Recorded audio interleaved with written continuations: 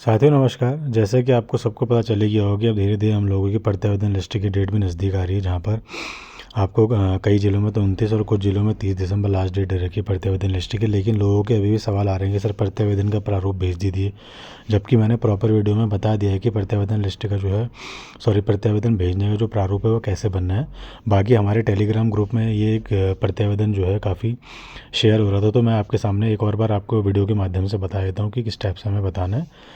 देखो कैसे लिखना है। सेवा में जिला शिक्षा अधिकारी प्रारंभिक शिक्षा, यहाँ पर आप एक जिले का नाम डाल देंगे जो भी जिला होगा।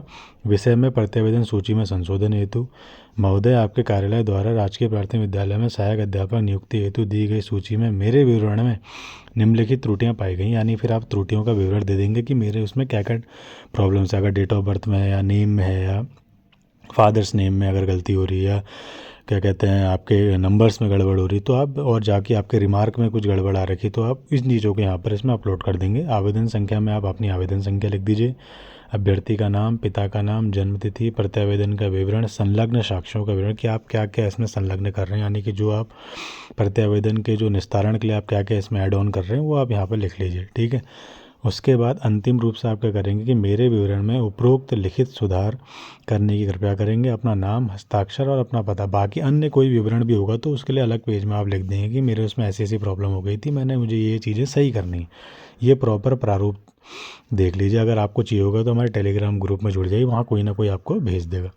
बाकी दूसरा, कई अभ्यर्थियों का सवाल आ रहा था कि सर ईमेल आईडी हमको बता दीजिए। ईमेल आईडी मैंने प्रॉपर लिख के आप देख लीजिए वीडियो के माध्यम से, जिसमें उत्तरकाशी की ये दे रखी है, अल्मोड़ा, टिहरी, पिथौरागढ़, बागेश्वर, नैनीताल, पौड़ी, देहरादून, चमोली, रुद्रप्रयाग, चंपावत, हर एक की ज़िले की इसमें ईमेल आईडी दे रखी है। इसको आप ज़रूर मेंशन करिएगा जब आप क्या कहते हैं किसी में प्रारूप को आप भेज रहे होंगे। तो प्रॉपर पिथौरागढ़ की भेज रहे हैं तो पिथौरागढ़ की मेल आईडी, बागेश्वर में भेज रहे हैं तो बागेश्वर की मेल आईडी, हर एक की मेल आईडी मैंने प्रॉपर इसमें लिख के दे दीजिए।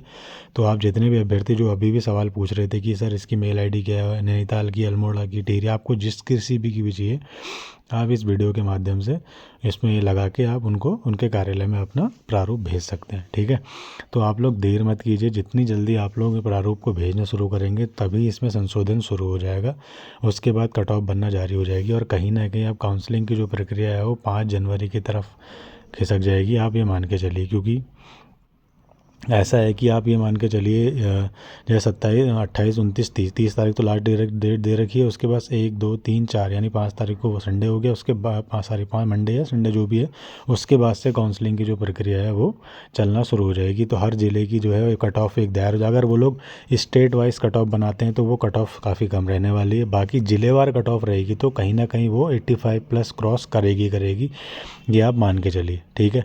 और मान के चलिए दूसरी या तीसरी काउंसलिंग होने के चांसेस हैं।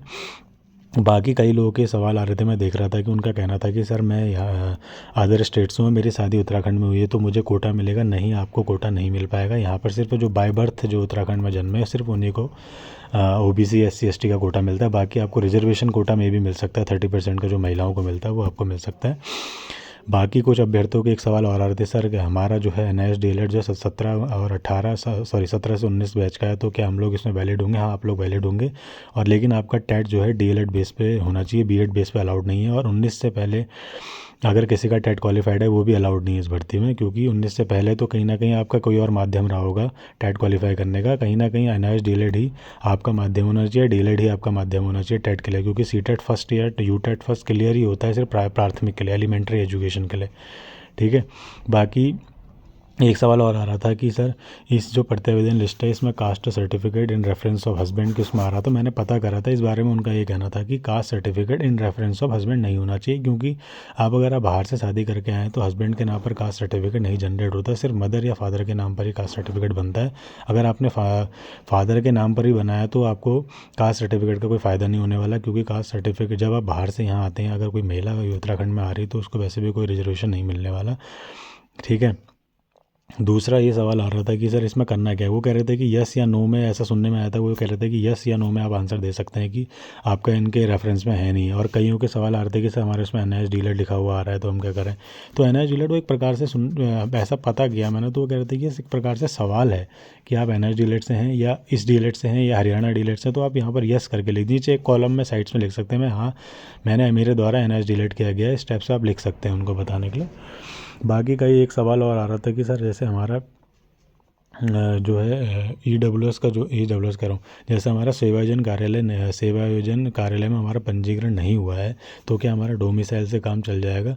देखिए कभी कभी वो लोग मान जाते हैं, कभी कभी वो लोग नहीं मानते। अगर आप डोमिसाइल लेके जा रहे हो तो कहीं ना कहीं सेवायोजन पंजीकरण का कार्यालय से जो प्रमाण पत्र मिलता है तो वो भी लेके जाइए। एम्प्लॉयमेंट सर्टिफिकेट जो मिलता है वो भी लेके जाइए, क्योंकि मांग लेते हैं वो लोग। बाकी कैरेक्टर सर्टिफिकेट की ऐसी ज़रूरत अभी पड़ती नहीं है, कभी कभी मांग लेते हैं। कैरेक्टर सर्टिफिकेट ज्वाइनिंग के टाइम पे ज़रूरी चाहिए होता है, उस टाइम आपको मेडिकल भी चाहिए होगा 6 महीने पहले का, यानी उस दिन से, उस डेट में जिस दिन हो रही है उससे 6 महीने तक का आपका मेडिकल होना चाहिए और ये कैरेक्टर सर्टिफिकेट होना चाहिए, 2 कैरेक्टर सर्टिफिकेट। बाकी जो काउंसलिंग से रिलेटेड, जो गुणांकों से रिलेटेड जो डिटेल्स आप लोग पूछ रहे हैं उस बारे में थोड़ी बहुत अभी मैं विस्तारपूर्वक उसमें चीज़ों बना रहा हूँ। बाकी आप लोगों को कोई भी आपकी परेशानी होगी आप मेरे से पूछ सकते हैं। धन्यवाद।